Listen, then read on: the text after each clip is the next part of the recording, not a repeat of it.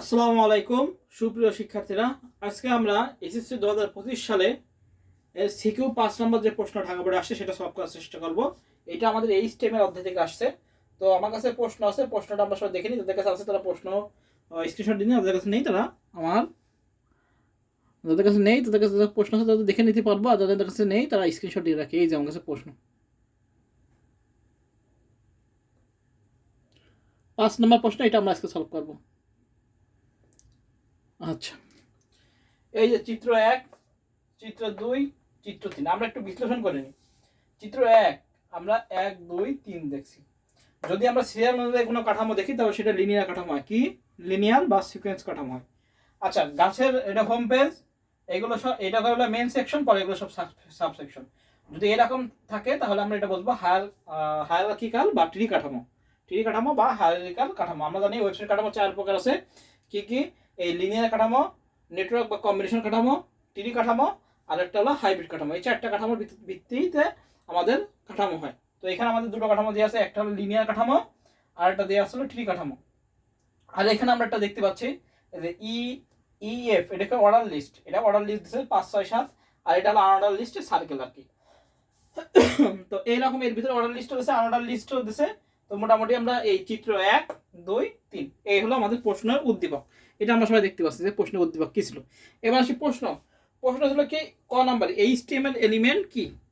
আচ্ছা, এইচটিএমএল ক number, HTML element কি? এটা আমাদের করতেছি কয় নাম্বার প্রশ্ন? 5 নাম্বার আমরা লিখেছি, 5 নম্বর প্রশ্ন লিখেছি। এইচটিএমএল এলিমেন্ট কি? এইচটিএমএল কোডে আমরা লিখবো, এইচটিএমএল কোডে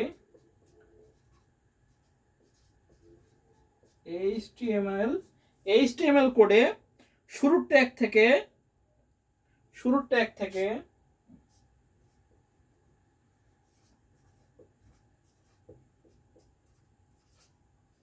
ট্যাগ, এইচটিএমএল কোডে শুরুর ট্যাগ থেকে শুরু করে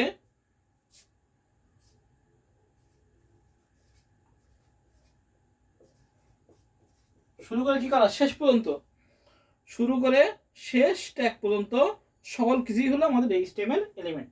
তো এইচটিএমএল কোডে শুরুর ট্যাগ থেকে শুরু করে শেষ ট্যাগ পর্যন্ত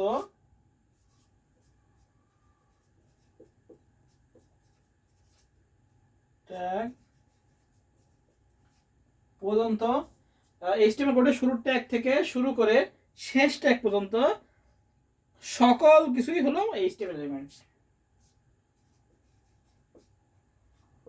সকল কিছুই হলো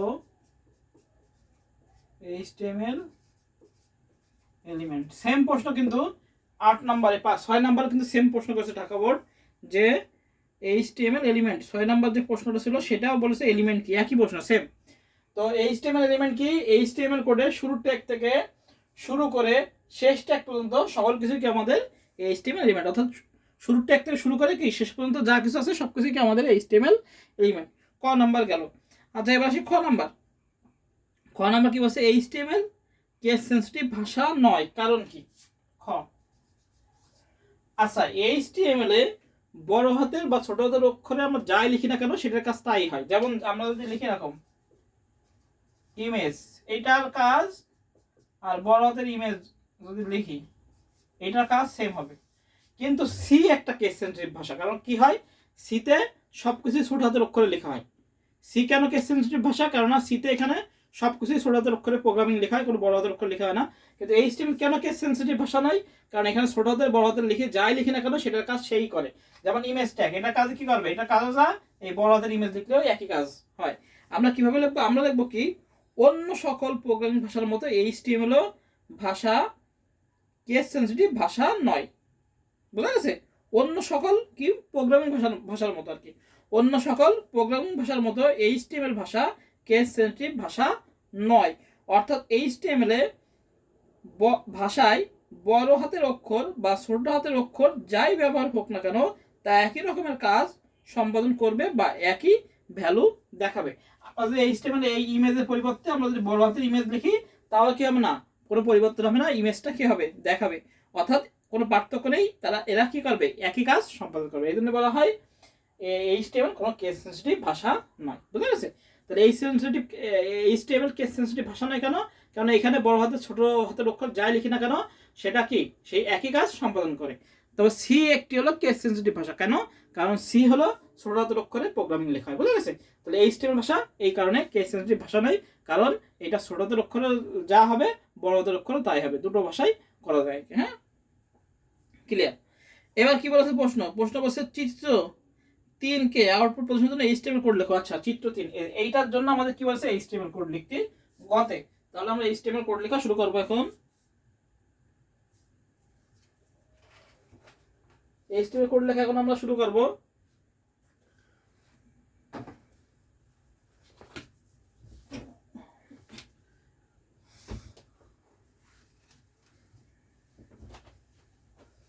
এখন HTML কোডটা লিখবো।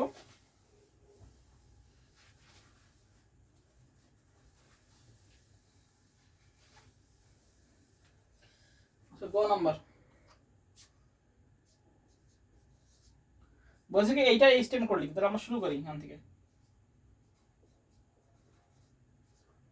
HTML পরে আসে কি হেড, হেডের পরে কি টাইটেল,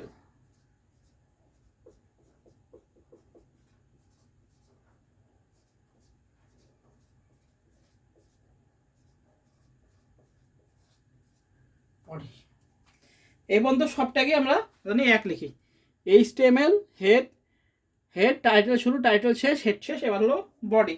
এবার আমাদের কি মনে রাখতে হবে, এটা হলো অর্ডার লিস্ট। তাহলে আমাদের কি লিখতে হবে, ওএল ট্যাগ আসবে এবং TYP ওএল টাইপ সমান সমান কি লিখবো, ছোট হাতের এ, কিন্তু স্টার্ট কোথায় হবে, START, স্টার্ট সমান সমান ABCD। তাহলে লিখবো 5 ABCDE, তাহলে 5 স্টার্ট 5 মানে থেকে শুরু করবে। বুঝা গেছে? ওয়েল টাইপ এ এবং স্টার্ট 5, তাহলে ABCDE। বা আমরা যদি স্টার্ট এখানে ই লিখে দিই তাও কোনো সমস্যা নেই, হবে, কোনো সমস্যা নেই। ওয়েল টাইপ এ এবং স্টার্ট 5 সমান সমান, তাহলে ই থেকে আমাদের শুরু হবে। এবার লিস্ট আকারে যাবে। তাহলে দেখি এলআই দিয়ে লিখবো হলো কার, এলআই শেষ করব। কিন্তু প্যানেলের ভিতরে আবার কি আছে, কাজ আছে। প্যানেলের ভিতরে কি আছে, প্যানেলের ভিতরে 5 6 7 আছে। এটাও কি আরেকটা অর্ডার লিস্ট। প্যানেলের ভিতরে আবার কি আছে, 5 6 7। তাহলে সেই অনুযায়ী আমাদের কাজ করতে হবে। তাহলে আবার দেখবো আমরা এলআই দিয়ে PLAN, কিন্তু এলআইটা কি আমরা শেষ করবো না, কারণ এলআইয়ের ভিতরে আবার কি আছে, 5 6 7 আছে। তাহলে আবার লিখবো আমরা ওএল টাইপ, ওএল টাইপ সমান কি দেবো 1 এবং স্টার্ট সমান 5। ওয়েল টাইপ 1 এবং স্টার্ট কি 5 থেকে শুরু হয়েছে। তাহলে আবার কি দেবো আমরা এলআই দিয়ে এর ভিতরে লিখবো কি fighters plane, FIGHTR।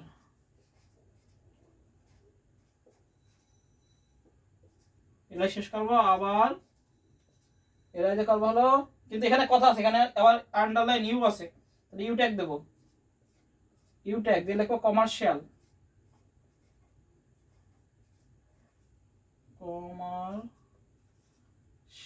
Plane, plane দিয়ে আমরা ইউ ট্যাগ শেষ করবো। তারপর আমরা শেষ করবো এলআই, শেষ করলাম। এবার সাথে কি প্রাইভেট প্লেন,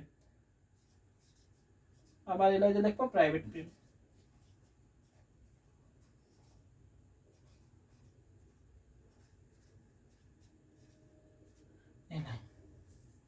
তাহলে ওএল টাইপ স্টার্ট অন এবং স্টার্ট 5 থেকে শুরু করতে 5 6 7। এবার তো লাগে আমাদের ওএল শেষ করে নেব, ওএল শেষ করবো এবং এই যে এলআইটা, এটার এলআই আমরা শেষ করে দেবো এখানে, এই এলআই। তাহলে আমাদের একটু কমপ্লিট হয়ে গেল এই পর্যন্ত।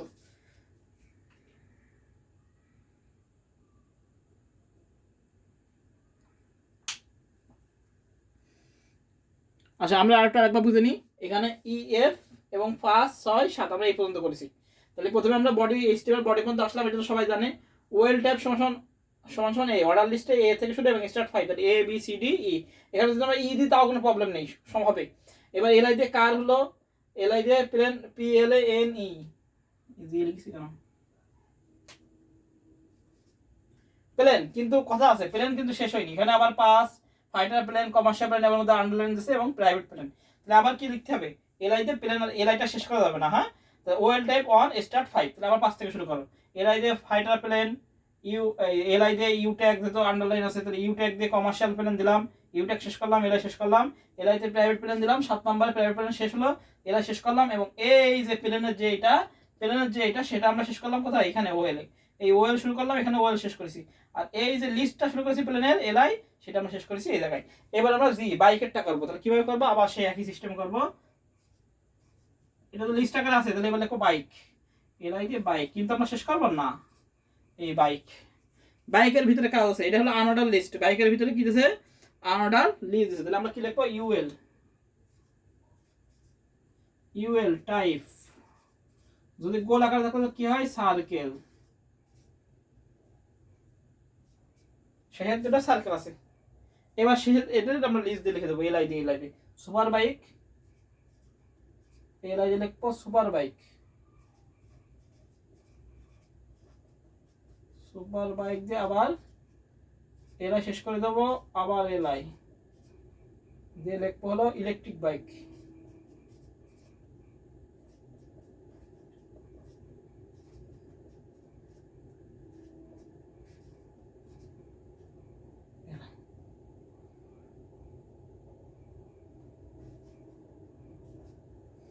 তাহলে আমরা এলআই শেষ করে দিলাম, কিন্তু কথা আছে, এই যে ইউএল শুরু করলাম, ইউএল শেষ করে দেবো,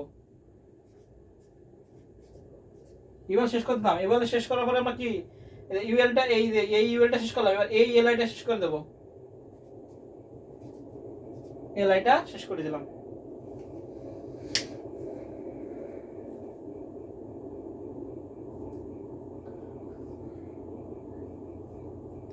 এলআইটা শেষ করে দেওয়ার পর কি করবো আমরা, ওই যে উপরে এই যে ওয়েলটা, এই ওয়েলটা লিখছিলাম, সেই ওয়েলটা শেষ করে দেবো এখানে, বা নিচেও শেষ করে দেবো, কোনো সমস্যা নেই, আমার যদি জায়গা নেই আমি পাশাপাশি করে দিচ্ছি।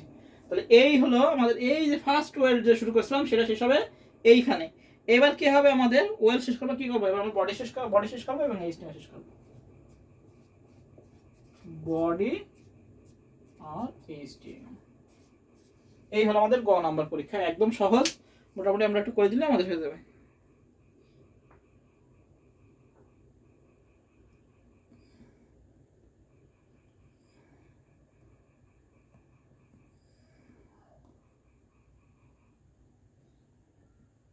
আচ্ছা এবার একটু আমরা একটু বুঝে নিই, এটা প্রশ্নে বলেছে যে চিত্র 3 এইটার মতো পাইতে গেলে আমাদের এইচটিএমএল কোড লিখতে হবে। তাহলে আমরা শুরু করি, এটা হলো আমাদের অর্ডার লিস্ট, এইচটিএমএল দিলাম, হেড দিলাম, টাইটেল শুরু করলাম, টাইটেল শেষ করলাম, হেড শেষ করলাম, বডি শুরু করলাম, বডির থেকে শুরু হচ্ছে।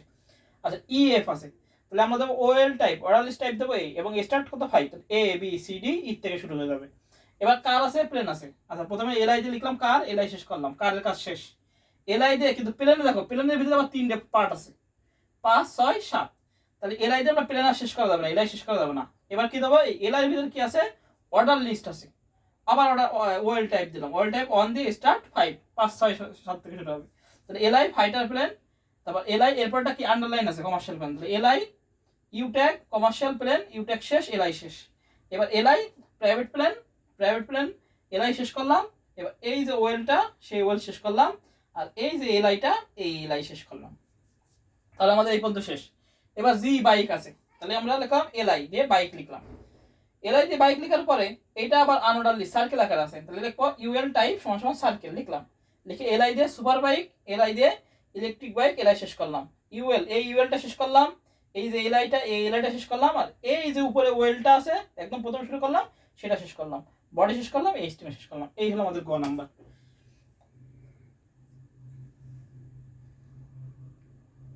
তাহলে আমাদের গ নাম্বার শেষ,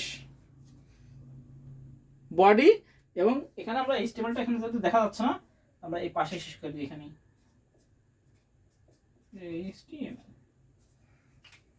নিচে নিচে শেষ করে দিলাম, পাশাপাশি শেষ করে দিলাম, যেহেতু জায়গা নেই এই কারণে। তাহলে এই যে ট্যাগটা করলাম এইটা দিয়ে আমি ট্যাগ করলাম চিত্র 3। এবার আমরা এখানে লিখবো কি যে চিত্র 3কে আউটপুট প্রশ্নের জন্য নিচে এই স্টেটমেন্ট কোড লেখা হলো, লিখে আমরা এই স্টেটমেন্ট কোডটা লিখে দেবো, আমাদের 3 এর ভিতর 3 আমরা পেয়ে যাবো। আচ্ছা এবার বলছে কুইজ প্রতিযোগিতা পরিচালনার জন্য চিত্র 1 এবং চিত্র 2 ওয়েবসাইট কাঠামোর মধ্যে কোনটি সুবিধাজনক? আচ্ছা চিত্র 2 আর 3, তাহলে আমরা এটা মুছে ফেলি।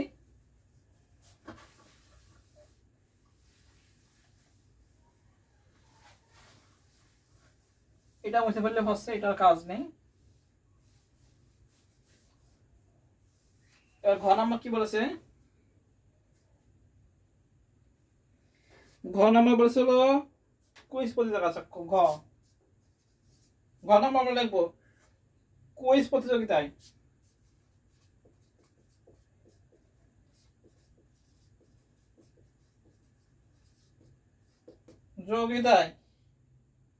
কুইজ প্রতিযোগিতা পরিচালনার জন্য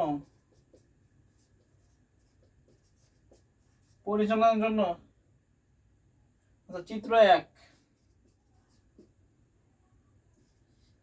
1 হলো লিনিয়ার কাঠামো ও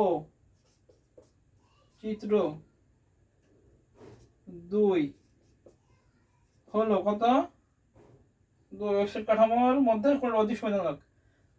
চিত্র 2 হলো ট্রি বা হায়ারার্কিক্যাল কাঠামো। ট্রি কাঠামো লিখে দিলাম। ট্রি কাঠামো এর মধ্যে কে সুবিধাজনক? চিত্র 1 সুবিধাজনক। কারণ আমি এখন বলে দিচ্ছি এর মধ্যে চিত্র 1 সুবিধাজনক।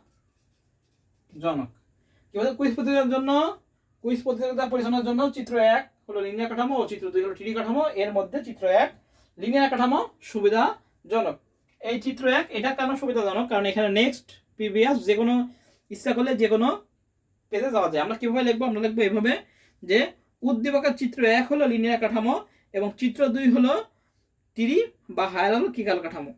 এবার লিখবো যে লিনিয়ার ওয়েব কাঠামোতে পেজগুলো একটি নির্দিষ্ট অনুক্রমে সাজানো থাকে। ব্যবহারকারীরা এক পেজ থেকে অন্য পেজে যেতে নেক্সট প্রিভিয়াস বাটনে ক্লিক করে ক্রমান্বয়ে যেতে পারে। অন্যদিকে ট্রি কাঠামোতে একটি মেনু বা কি থাকে, নেভিগেশন বার থাকে, যেখানে কুইজের বিভিন্ন বিভাগ এবং সরাসরি যাওয়ার অপশন থাকে। এটি সাধারণত একটি হায়ারার্কিক্যাল কাঠামোর অংশ হতে পারে, যেখানে হোম পেজ থেকে বিভিন্ন বিভাগে যাওয়া যায়। যেহেতু কুইজ প্রতিযোগিতা পরিচালনার জন্য কর্তৃপক্ষ স্বাধীনতা বেশি থাকে এবং প্রতিযোগিতা স্বাধীনতা কম থাকে, ব্যবহারকারীরা একটি নির্দিষ্ট পথে যাওয়া হয় এবং ব্যবহারকারীরা প্রতিটি প্রশ্ন দায়ভাবে উত্তর দিতে বাধ্য হন। তাই বলা যায় যে কুইজ প্রতিযোগিতার ক্ষেত্রে লিনিয়ার কাঠামো উত্তম। এবং কি জন্য কেন উত্তম? শুধুমাত্র নেক্সট এবং প্রিভিয়াস অপশন থাকে, তাই ব্যবহারকারীরা জন্য নেভিগেশন সহজ হয়, কোনো দ্বিধা থাকে না। ব্যবহারকারীদের জন্য কোনো অতিরিক্ত মেনু বা অপশন না থাকায় বিভ্রান্ত কম হওয়ার সুযোগ থাকে। আর কেন হায়ারার্কিক্যাল কাঠামো উত্তম নয়? কারণ কি, কুইজ পরিচালনার ক্ষেত্রে প্রতিটি প্রশ্ন যে ক্রম অনুসারে দেখা হচ্ছে তা নিশ্চিত করা কঠিন হতে পারে। যদি মেনুটি খুব জটিল হয়, তাহলে অনেক অপশন থাকে, তাহলে ব্যবহারকারীরা কি বিভ্রান্ত হতে পারে। যদি কুইজটি সময় সীমাবদ্ধ বা ধারাবাহিকতার প্রয়োজন হয়, তখন এই কাঠামোটি উপযুক্ত নাও হতে পারে। তাহলে এটা আমাদের সুবিধাজনক নয়। কোনটা সুবিধাজনক? আমাদের 1 নাম্বার। এটা সম্পর্কে আমরা লিখে দেবো লিনিয়ার কাঠামো সুবিধাজনক। হ্যাঁ, তাহলে এই হলো আমাদের ঢাকা বোর্ড 2025 সালের 5 নং প্রশ্ন। কুইজ প্রতিযোগিতা এখানে বলেছে প্রশ্ন কুইজ প্রতিযোগিতার জন্য এই চিত্র 1 ভালো না চিত্র 2 ভালো? তাহলে আমরা কি লিখবো? চিত্র 1 সুবিধাজনক। কারণ এখানে নেক্সট প্রিভিয়াস থাকে, আমরা ইচ্ছা করে যে কোনো পেজে যাওয়া যায়। আর এখানে কি থাকে, অনেক রকম থাকে, অনেক রকম সেকশন থাকে, যার ফলে স্টুডেন্টরা কি বিভ্রান্ত হতে পারে। বুঝা গেছে? তাহলে এই হলো মোটামুটি উত্তর। তো 5 নম্বর সলভ। সবাই ভালো থাকি, সুস্থ থাকি, সবাইকে আসসালামু আলাইকুম।